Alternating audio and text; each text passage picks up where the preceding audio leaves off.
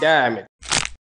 ఏంటిటా కుండబద్దలు కొడతా అట్ట. నమస్కారం, కుండబద్దల ప్రేక్షకులకి స్వాగతం. గూగుల్ డేటా సెంటర్ వైజాగ్లో ఇప్పుడు స్థాపించబోతున్న దాని మీద వైసీపీ నుంచి అనవసరపు మనుషులు, అనవసరపు నాలెడ్జి పెట్టుకొని వైఎస్ఆర్ కాంగ్రెస్ పార్టీ కాకి లెక్కలు చెబుతుంది అనే దాకా తీసుకొచ్చి జగన్మోహన్ రెడ్డి పరువుని నెట్ట నిలువున తీసేశారు. కేవలం ఈ గూగుల్ సంస్థ మీద వాళ్ళకి కోపం ఉందా, లేకపోతే చంద్రబాబు నాయుడు మీద కోపం ఉందా, లేదా ప్రజల మీదే కోపం ఉందా అని ప్రశ్నించే స్థాయికి ఇప్పుడు వైఎస్ఆర్ కాంగ్రెస్ పార్టీ అంత అధమ స్థాయికి పడిపోయింది. అందులో అమర్నాథ్ లాంటి వాళ్ళు కానీ, రోజా లాంటి వాళ్ళు కానీ మాట్లాడే విచిత్ర మాటలు జగన్ పరువే తీస్తున్నాయి అనేది కూడా వాళ్ళు ఆలోచించుకోకుండా చంద్రబాబు నాయుడు మీద ఉన్న ఏహ్య భావాన్ని ప్రకటించటానికి వాళ్ళు దీన్ని ఒక సెంటర్గా వాడుకుంటే జగన్మోహన్ రెడ్డి ప్రపంచ స్థాయిలో, ఎందుకంటే గూగుల్లో ఇప్పుడు అదానీ, ఎయిర్టెల్ కూడా భాగస్వామ్యం కాబట్టి అదానీ దగ్గర కానీ లేకపోతే కేంద్ర ప్రభుత్వం దగ్గర కానీ ఆయన పరువు నెట్ట నిలువున పోయింది. అసలు ఈ గూగుల్ డేటా సెంటర్ మీద వైసీపీ చెబుతున్న కాకి లెక్కలు ఏమిటి, అసలైన నిజం ఏమిటి, ఈ గూగుల్ డేటా సెంటర్ రావటంతో జగన్మోహన్ రెడ్డికి పరువు ఏ రకంగా తీశారు వీళ్ళు అనేది ఈ వీడియోలో మీకు పూర్తిగా అర్థమయ్యేలా వివరించే ప్రయత్నం చేస్తాను.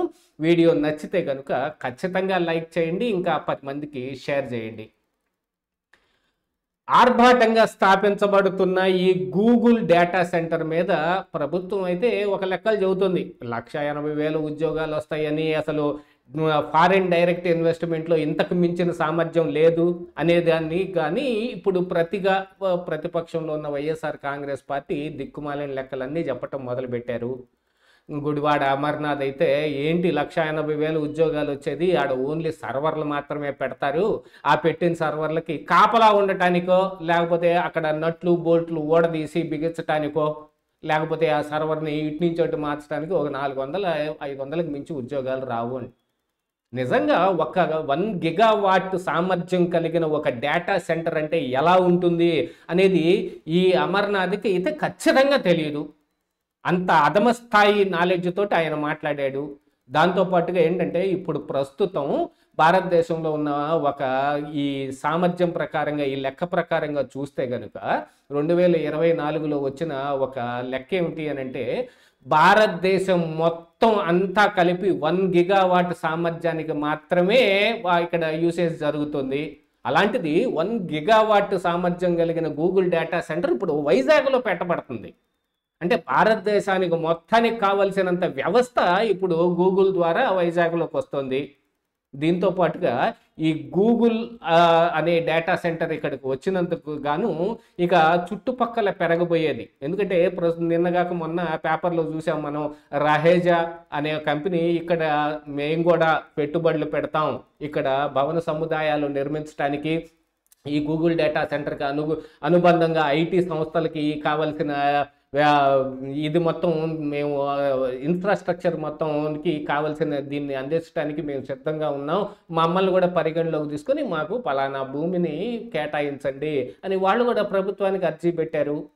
అంటే ఒక గూగుల్ లాంటి ప్రతిష్టాత్మకమైన సంస్థ ఇప్పుడు భారతదేశం వస్తే, కేవలం అందున మన ఆంధ్రప్రదేశ్ రాష్ట్రం వస్తే ఈ సిటీ ఎంత మేరకు డెవలప్ అవుతుంది అనేది ఒక చిన్న ఉదాహరణ ఏమిటి అని అంటే, ఆ రోజుల్లో హైదరాబాద్లో హైటెక్ సిటీ కట్టిన తర్వాత ఈ ఐటీ దీని మీద చంద్రబాబు నాయుడు చూపించిన చొరవ ఇప్పుడు ఆ పక్కన చుట్టుపక్కల ప్రాంతాల్లో చూశారు అని అంటే కనుక, ఆ గచ్చిబౌలి, దుర్గం చెరువు, ఈ మాదాపూరు, ఈ జూబ్లీ హిల్స్, ఈ ఏరియా మొత్తం చూశారంటే కనుక ఐటీ పీపుల్ తోటి ఏ మాత్రానికి నిండిపోయింది.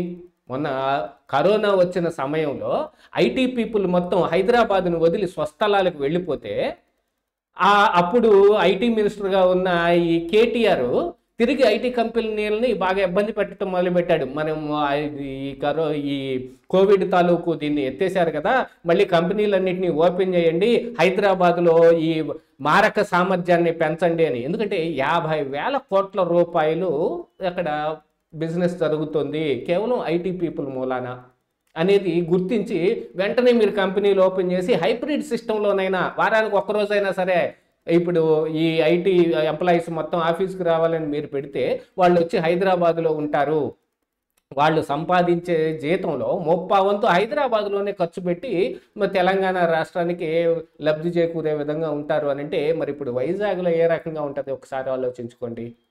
కాకపోతే అది ఇప్పుడే ఇదిగో ఇలా పెట్టగానే అలా మరు నిమిషమే అలా పెరుగుతుంది అనుకునే దానికంటే దీర్ఘకాలిక ప్రణాళిక ఉండాలి. కానీ వైఎస్ఆర్ కాంగ్రెస్ పార్టీకి దీంతో అసలు ఏం సంబంధం లేదు. దీంతో పాటుగా అండర్ సీ కేబులింగ్, ఎక్కడైతే ఒక 1 గిగావాట్ సామర్థ్యం కలిగిన ఒక డేటా సెంటర్ వచ్చింది అని అంటే దానికి కనెక్టివిటీగా ఎండ్ పాయింట్ లేదా స్టార్టింగ్ పాయింట్ ఈ వైజాగ్లో అండర్ సీ కేబులింగ్ స్టార్ట్ అవుతుంది. ఇక్కడి నుంచి ప్రపంచవ్యాప్తంగా ఉన్న అన్ని దేశాలకు ఈ కేబులింగ్ చేయటం కోసం అన్ని దేశాలతోటి ఉన్న సంబంధాల్లో వాళ్ళందరూ మనల్ని కాంటాక్ట్ చేసే అవకాశం మెండుగా ఉంటుంది. అలాంటి ప్రతి దేశంతో మనకున్న సంబంధాలని మెరుగుపరుచుకుంటే ఏ రకంగా ఉంటుంది అనేది కూడా ఒకసారి ఆలోచించుకోవాలి.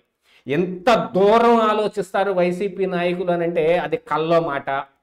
అసలు దీంతో పాటుగా అదానీ డేటా సెంటర్ తెచ్చిన రోజున 25,000 ఉద్యోగాలు వస్తాయి అని ఘంటాపదంగా చెప్పిన అప్పుడు ఐటీ మినిస్టర్గా ఉన్న ఈ గుడివాడ అమర్నాథ్ ఇప్పుడు 1 గిగావాట్ సామర్థ్యం కలిగిన గూగుల్ డేటా సెంటర్ వస్తే 400-500 ఉద్యోగాలు వస్తున్నాయని చెబుతున్నాడు అని అంటే ఎంత అధమ స్థాయికి, ప్లాట్ఫామ్ స్థాయికి అతను పడిపోయాడో చూడండి. ఇంకా అదే ఉంటే నన్ను గుడ్డు అంటున్నారు, మీలాగా నేను దొంగచాటుగా రాలేదు అని అంటే అని లోకేష్ మీద పడే ప్రయత్నం వేరే చేస్తాడు. ఇక వైసీపీ సోషల్ మీడియా కావచ్చు, వైసీపీ వాళ్ళ ఇక మెయిన్ మీడియా కూడా ఇదే ప్రచారాన్ని చేసే ప్రయత్నం చేస్తుంటే ఇంకో పక్కన వీళ్ళందరితోటి ఈ పెద్ద పెద్ద ఇండస్ట్రీలు మొత్తంతో జగన్మోహన్ రెడ్డి పెద్ద తలకాయ నొప్పి కూడా వచ్చి పడింది. ఏ అదానీ గూగుల్ తోటి కలిసి ఎయిర్టెల్ తోటి కలిసి ఇక్కడ డేటా సెంటర్ పెడుతుంటే మీరు కాలడ్డం పెట్టి పడేసే ప్రయత్నం చేస్తున్నారు, దాని మీద తప్పుడు ప్రచారం చేస్తున్నారు అని అంటే రేపు మేము ఎలా రావాలి, మిమ్మల్ని ఎలా నమ్ముకోవాలి? మిమ్మల్ని నమ్ముకున్న అదానీనే కొంప ముంచే ప్రయత్నం మీరు చేస్తున్నారు. కేవలం చంద్రబాబు నాయుడు మీద ఉండే కక్ష, తెలుగుదేశం పార్టీ మీద ఉండే కార్పణ్యం, వీటిని బేస్ చేసుకొని ఇప్పుడు ఇలాంటి దుష్ప్రచారాలకు దిగితే ఇక ప్రపంచవ్యాప్తంగా జగన్మోహన్ రెడ్డి పరువే పోతుంది. వైసీపీలో వీళ్ళు కాకపోతే ఇంకో నాయకులు దొరుకుతారు, కానీ జగన్మోహన్ రెడ్డికి వైసీపీ తప్ప వేరే దిక్కులేదే. ఈ నాయకులు కావాలంటే వైసీపీని వదిలేసి వేరే పార్టీలకు వెళ్ళిపోయే అవకాశం ఉంది, లేదు అసలు రాజకీయాలు విరమించుకొని ఇంట్లో కూర్చోవాలి. ఇప్పుడు జగన్మోహన్ రెడ్డి రాజకీయాలు విరమించుకొని ఇంట్లో కూర్చునే స్టేటస్లో లేడు. ఏ రోజు రాజకీయాలు విరమించుకున్నాడో ఇక ఆయన పని అయిపోయినట్టే. ఇక ఆయన జైలు జీవితానికి కన్ఫైన్ అయిపోవటమే.